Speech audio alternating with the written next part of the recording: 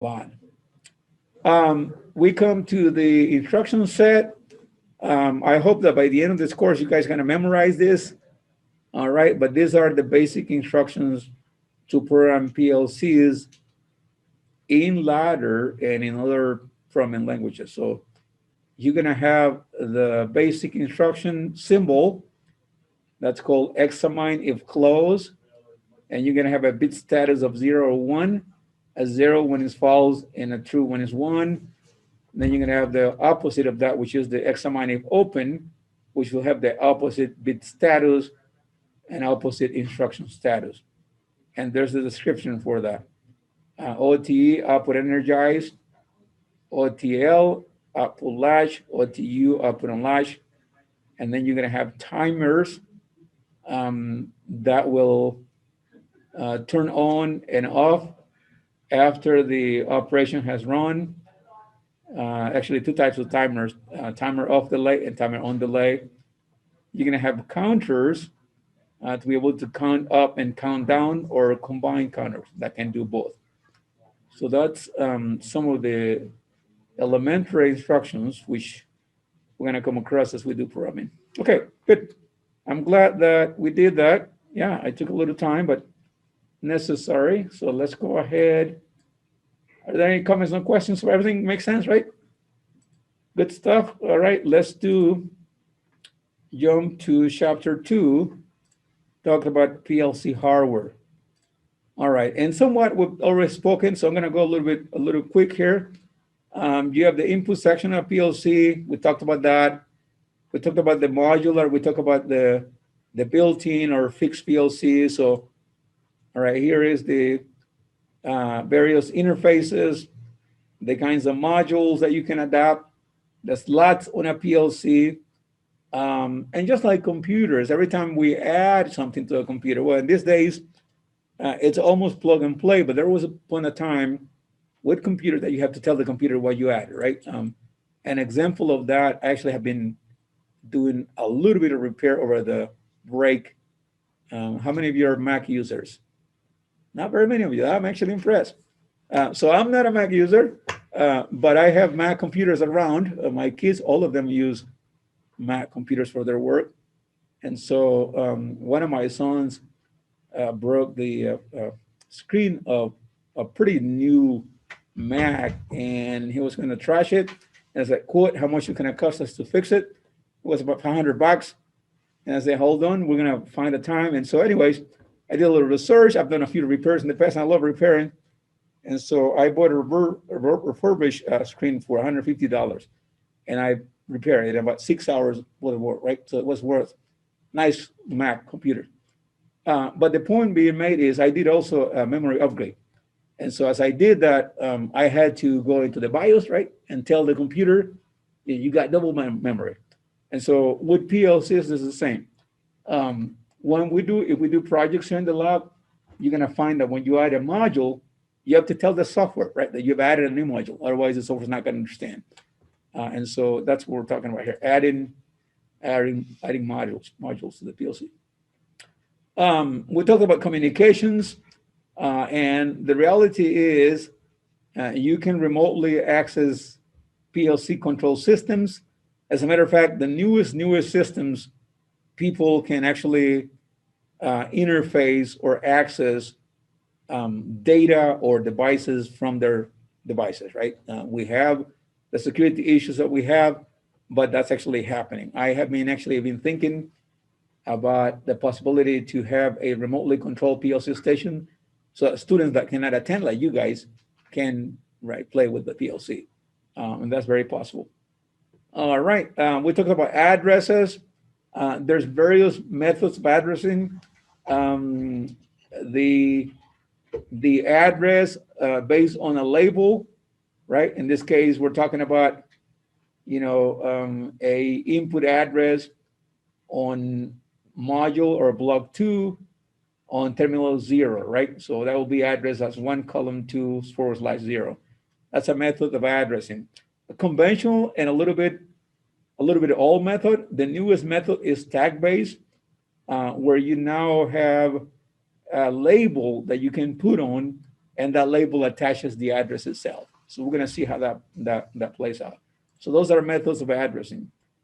For a little bit of older technology, this is how you would read or understand the address. In this case, the file type, the file number, the separator, the element number, the sub-element, and the bit number, right? So that's input 1 colon 3.0/01, and that's information that the program needs so that it can do whatever it needs to do. Or you could have output, right, on module 4, terminal 15, or input in module 3, slot 3, terminal 8, and so forth. So if you ever work with legacy technology, you're probably going to find addresses of this type. The newest systems will use tags. So there is bits in the controller's memory that are associated with those instructions. A bit is a minor digit that can be either 1 or 0. We all know that. And that information will go into the memory so that it can process what it needs to process. We also have analog audio modules, and they typically use a word addressing format. That means there's a little bit more than just one single bit, and they'll use a larger form of a label.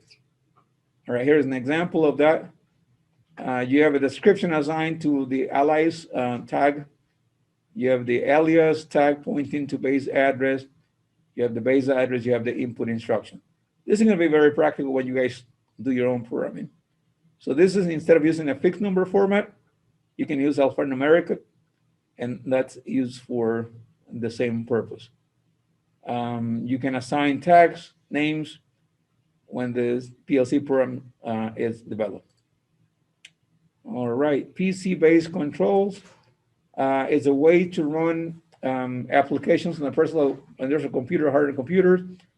It's also known as a soft PLC, and they can simulate functions of a PLC on a PC. So that's another option. If you guys are familiar with National Instruments, that's a company that produces, modules of different kinds that you can add onto the computer and create certain applications. You could also have combination modules where a single module will have both inputs and outputs, right? And that's a possibility. You have an I/O module that is made out of printed circuit boards and terminal assembly. Okay, there's this electronics, and then the terminations, and then you have light emitting diodes that will indicate the status of your applications. PLC plugins, they come into the actual module. You actually can swap those modules if something goes wrong, and sometimes things can go wrong. You can change the modules. So you can have modules that will have A1632 or 64 points, and they're called high density because there's more space and things that you can do with it. So these are different types of modules for controls. All right, discrete modules, nothing that we have to worry about the things that analog modules deal with, but everything that you can possibly interface with can be classified in the discrete if that's a 1 or 2 on and off mode. So there's examples of that: indicators, signal column relays, motor starters for outputs, and then limit switch, proximity switches, select the switch, push buttons, anything like that will be part of the input part. So these are common rating for discrete I/O interface modules, and they're there for us as a reference because, again, overloading some of these modules could cause problems. And so you could have input interfaces that are rated 12 or 24 AC or DC, or 48, 120, 230, or even 5 TTL logic, right? And then you can also have output interfaces with the same voltage ranges. That means I have to use those voltage ranges, or else I could fry the module. So the backplane of the rack provides power for the module. So once you put the module, the power supply of the controller will supply that. But some instances will require that you have an additional external power supply.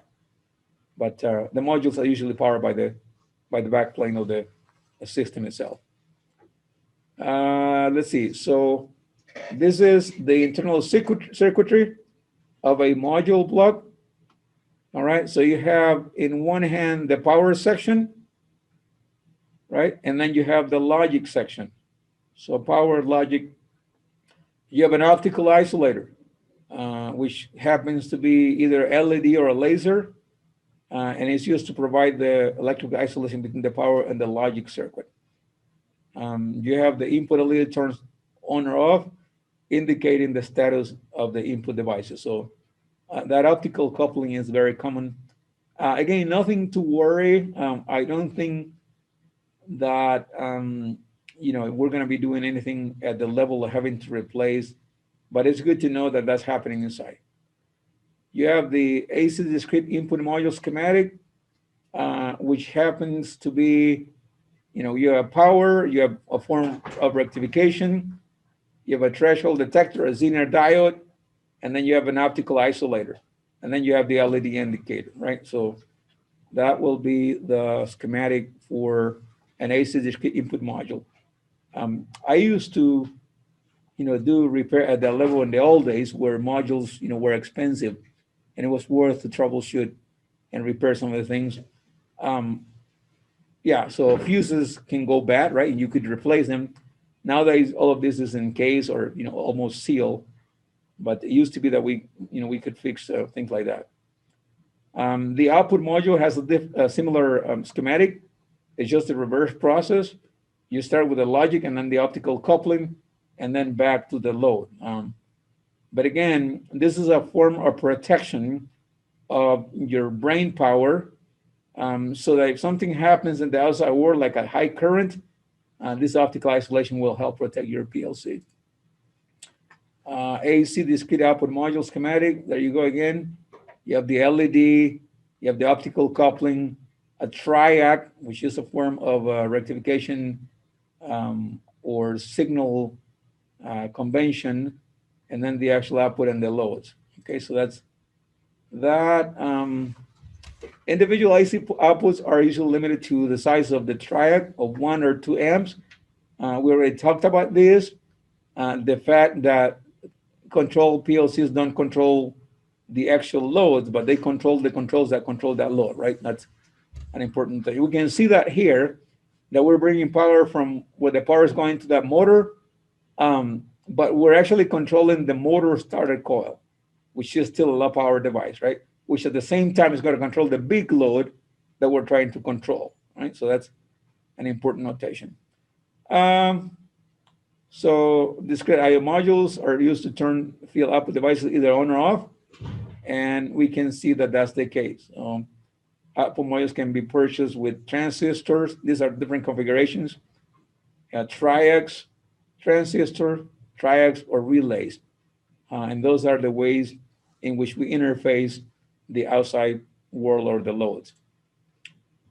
You could have specialty modules for interface with current sources or current sinking. Notice the idea here and the difference between sourcing current, that is putting current into the module, coming out of the positive side of the power supply, or sinking current, and that is putting in or going in reverse mode, right? So you have the positive of the power supply into the common of the module. So those are two kind of important concepts, because when it comes to sensors, some sensors are precisely designed to be sourcing, or some are precisely to be sinking. And so the connection will make a difference, right? As you connect those sensors. If the module is a current sinking module, all right, then the input or output device must be a current source in device. Okay, that's a requirement, right? So we have a current sinking module, then you have an input or output module that must be a current sources device. That's the condition. Okay. So there's various types of analog modules that we need for situations where we're controlling a variable that is oscillating all the time, right? Not just on and off, but it's going places, like a sine wave or something like that. And the typical input and output will vary from 0 to 20 milliamps and from 4 to 10 milliamps or 0 to 10 volts. The analog input module will take the analog signal and convert that to a digital signal. And then the analog output module accesses a digital signal and convert it back to the analog to operate the output. So here's an example of a level transducer, analog inputs, the processor, the analog output, and then the level indicator, telling you, how full or how empty a container is based on how many milliamps or volts are going out. So 10 volts will be full, right? Whereas 5 volt will be half, and so on and so forth. But the basic types of analog inputs are voltage sensing and current sensing, and here's a couple of examples of those. So you have a varying DC in the low millivolt range, proportional to the temperature being monitored, is produced by the thermocouple. So that's an application of a type of DC using millivolt range. All right, the main element of the analog input module is an A to D converter. That's the electronic part. And you also could have a bipolar, unipolar, or you could also look at the resolution of that. All right, they accept signals between negative and positive.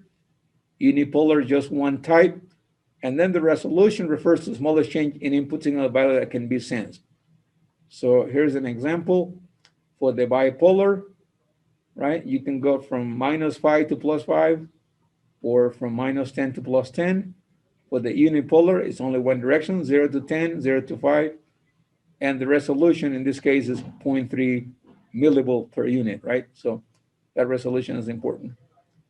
Transducer or sensor, we convert a temperature probe or the variable temperature into very low level electric signal that is amplified by the transmitter before it's being sent to the analog input module. So this is, again, with the use of some form of analog modules that pick up a small voltage or current signal and then sends a digital signal based on the amount of current or voltage. How do you wire those? You have 3, 4 wires, and usually you have a schematic diagram with this input elements, right? That will tell you what you need to do. So the 2-wire transmitter is simple, power to power, right? And then you're going to have a bridge between supply and the module. So that's one way for a 2-wire. And then you have the 3-wire, which is very similar, not much different, right? And then you have the 4-wire. Again, you just look at the schematic that comes with your application and you just wire it that way. All right, wiring signal and analog input modules. We have various kinds of transmitters connected to a power supply with various kinds of signals. Again, we'll do a few of these. We're not going to have a lot of time to do a lot of analog application, but at least hopefully we can do one. You guys can have a sense for this. So we're not going to have a lot of noise problems. All right. We have the current sensing loop power may be supplied by the sensor or the analog output modules. Again, here we have a terminal connector, power supply, and the sensor itself that's going to be connected. Sometimes you're going to have a shielded twisted pair cable. I'm going to recommend it for connect any type of analog input module. Okay, so those are 2 different types of configuration. And on the other side, the main element of the analog output module will be the digital to analog converter. And it's just reversing the process, right? That's what we're doing here. The analog output signal is varied under the control of the PLC program and can be used for control of an analog control valves. You want to be able to adjust that. How open and how close you want that valve is going to depend on how much current or voltage is going into the system, right? And so that's an application. Again, The PLC controls the amount of fluid placed in the holding tank by adjusting the percentage of the valve opening, right? 0 amps, that will be closed. 20 milliamps, that will be fully open, right? And half in between will be that. And in many instances, what happens is as the tank or container start to almost feel like full, the valve will start to close, right? To the point it will shut down completely. All right, you have scaling in your units, transit unit, binary row, and show unit. So these things are referring to the change a quantity from one notation to another, scaling or translating sometimes. And you have the units of human uses and understand as temperature, length, volume, and so on and so forth. You have transducer units, either a voltage or a current, and the milliamps or volt range. You have binary row or machine units, whether that's binary or some other decimal or numerical system. Here is a scale with parameters instruction. Again, these instructions are newer softwares. They look a little bit different than what they are. So this SCP is a way of scaling because you actually can change how you want to scale that. So this is an application. Again, we're checking temperature by our probe. You have a transducer, you have a module, and you want to do something with that temperature, whether you want to turn some heater on or turn some ACR on or whatever the case might be. So again, these instructions might look a little different for our new software, but the idea is the same. All right, you also have special modules that you can add on, such as high-speed counters. All right, instances where your PLC cannot catch on with processing what's going on in your operation, you might need to have a special module so that you can add a larger counting capability. All right, you have a thumb wheel module that you can use as a thumb wheel switch to put in information to the PLC, such as, if you're counting units of something, you may need to add a thumb wheel module. You have TTL modules that are also used for communication with PLC processors. You have encoder counter modules. You can read the signal from an encoder on a real-time basis and store this information so it can be read later by the processor. So various kinds of special modules. Let's see, the basic or ASCII module runs user-written basic and C programs. Typical applications include interfaces to barcode readers, robot printers, and so on. So these are other methods of programming that you can actually add on to applications like this. Stepper motors, which are typical of some applications where you send pulse trains to a stepper motor translators, which enables the control of a stepper motor, right? Very precise. The commands for the module are done by the control program in the PLC. So that's another module. Binary coded decimal output modules enables the PLC to operate devices that record BCD coded signals, such as 7-segment displays and things like that. So these are all special modules that can be added on for certain applications. The PNID, all right, modules. This is other modules used to control applications that incorporate PNID algorithms. All right, and it's just to have perhaps a greater level of precision for what you're doing. This prevents the CPU from being burdened with complex calculations. So that's PNID.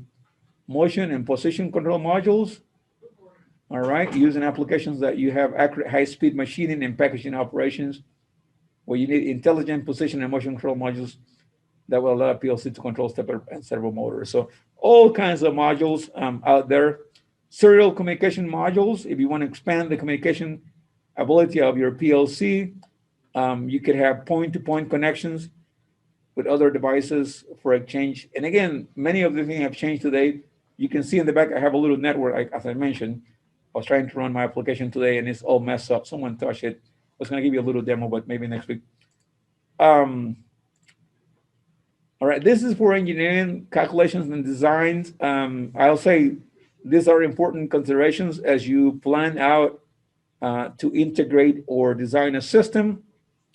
Consider the nominal input voltages, the input threshold voltages, the nominal current per input, some of the aspects that you look at as you design system, the ambient temperature rating, the delayed response, the output voltage, all these considerations are important. The output current, enriched current, short circuit protection. A designer will look at this and pay careful attention. Leakage current, electrical isolation points per module, and all that good stuff. Backplane current draw, right? Sometimes you have to provide auxiliary power to these backplanes if the modules you're putting in are gonna have too many IOs connected to it. Channels per module, input current and voltage range, output current and voltage range. Again, there's a lot of detail that you have to consider. Protection resolution, impedance and capacitance. We're not going to get into this. We don't address precisely designing, but more on the application side, but some things to be kept in mind. Common mode rejection and so on and so forth, the noise that can be picked up and so on and so forth. Integration engineers have to always look at those details, right? So that they know how much they can tolerate. All right, we talked about this. There's a module called CPU or processor on all PLCs, and that CPU will have some memory capability, IO communication, the ability to process whether you have discrete or analog inputs and so on and so forth. You also have the power supply, which comes with a PLC. All right, we talked about the backplane, all that good stuff. All right, the various types of microprocessors that are industrial rugged. You got fault tolerant PLC systems, support dual processor for critical processes, and you can configure the system for redundancy, which allows transfer of control to the second processor in event of a processor failure. In many industries, this idea of redundancy is pretty critical, right? I once upon a time was a telecom engineer. I think I was my second or third job, and part of what we did was to create, private telecommunication networks with the large companies down again in the region of Central America, and we always were talking about redundancy, right? Because we had clients such as Levi Strauss. We don't want to lose our connections to our, printers in the states that we're designing stuff from here, and we send it over. So if we're at a critical moment, we don't want to have our, bandwidth down and so on. So redundancy was a big deal, and that translates into many industries that they have critical processes. LED status indicators. Again, we talked about those. They will be a form of a sign language that we can look at and say, okay, this is happening with this. Electrostatic to be considered. If you manipulate modules and boards for PLCs, you have to be aware of that, store them correctly, and manipulate them correctly. Okay, how is our time? Are we there? We passed the time. I'm sorry, guys. You didn't tell me anything. Okay, so it's 9:19, and we're going to leave it there. We talked about this already, so we're almost at the end of this. Okay, a lot of this is redundant, but that's the idea. There is a few slides that we may touch on if I think it's important. The rest of the stuff talks about memory, programming devices, okay, which we talked a little bit already, and then some examples of programs. All right, HMIs, which we mentioned. Okay, alarm systems, and there's an HMI. So there we go. Okay, I'll let you go. Sorry about that. Took away your time. We'll be seeing you back on Tuesday, right? And don't forget your submissions. If you have not introduced yourself on the discussion, do that. If you have not checked your first time check-in, do that. Actually, this class runs until, is it 10:15 or 8:30, 9:15? It says 8:30 and 9:45. 9:45, okay, so we still got time, okay. We still got time. Sorry, I was rushing, I was just confused. But anyways, the rest of the slide on chapter 2, it's a little more filler, right, of the information we have discussed. I guess we're gonna leave it there, giving you a time to catch up with anything else you want to do. And if you feel like reading some of this stuff, you can go back and do that. This is, kind of a panoramic view of the theoretical principles behind PLCs and many of the hardware components we're dealing. Okay, so I would let you be there anyways, right? Like it was a 50 minutes class today, but we'll just go from there. Are there any comments or questions on this? All makes sense, right? And it's going to make a little more sense as you guys play a little more with the actual design software and doing a few hands-on apps. And then we'll go from there. I didn't even know if we had anyone online. No one online, but I'm recording this anyways. Just myself. All right, I was rushing because I was thinking that class was just 50 minutes, so we got plenty of time. So you guys use your time however you want it. Okay, so I'll be seeing you back on Tuesday.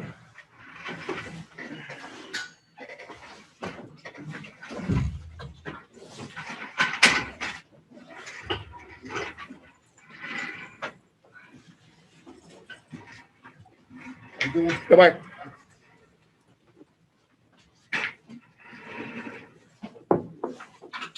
So Ezra, let me know if you have access by the end of the day. Hopefully you will. You'll be fine. You too, right? Have you got access to Canvas yet? From the sign. Okay. I had Dr. Hahn sign it already, so it's going to get it from you into the registration. Yeah, sure. Yeah. Did you send that to me by email or something? Yeah, I think it's in the same. I replied to the previous email. Okay. Do we need to print that, or can I just electronically sign that? I think you can just electronically sign it, but I'll send it to them if they say something. Sounds good. I'll do that. Thanks. Thank you. Philip, what's up? I got some bad news yesterday. Uh-oh. Yeah. So. Bye-bye, Ezra. So sorry. Well, it's unfortunate because it's the VA. So I have to drop this class. Okay. Which sucks. Yes. I can no longer minor in EET because the VA won't pay for it. So I was on campus for about 4 hours yesterday, running between the VA office and then finding professors and then going to my academic advisor. Right. And when I went to the VA, when I tried to do this as a minor last semester, the academic advisor, I guess, didn't know what she was talking about. And then when I went to the VA center, the person who was there is no longer there because I guess they didn't know what they were talking about. Okay. So I got a bunch of misinformation going back and forth. Wow. So what's the justification behind it for not allowing you to do that? They won't pay for a minor. Period. It doesn't matter. Okay. So even if you were to do a CS or IT minor, they won't pay for it. Yep. So the VA says, sorry, we can't pay for any of that. And then on the computer science degree, I could have took this as an elective class. Right.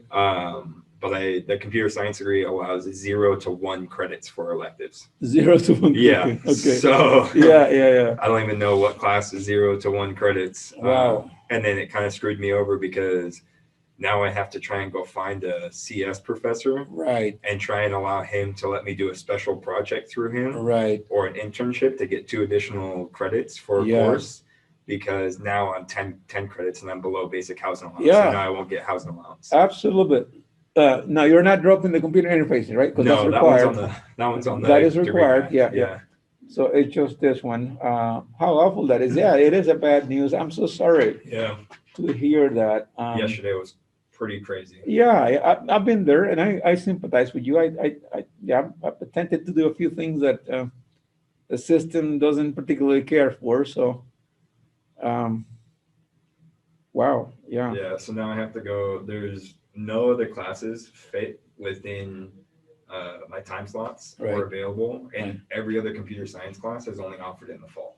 Right. So I literally have no other classes I can take. Right. So I looked online with one of the VA. I was going to say, would online classes qualify for you, or would there's none available for the degree path on CS, even online. Okay. I have 2 options right now, or 3, I guess technically. Okay, it's good to have options, yeah. But I don't know if any of them are going to work. Right, because they require other people outside to help. Okay. So the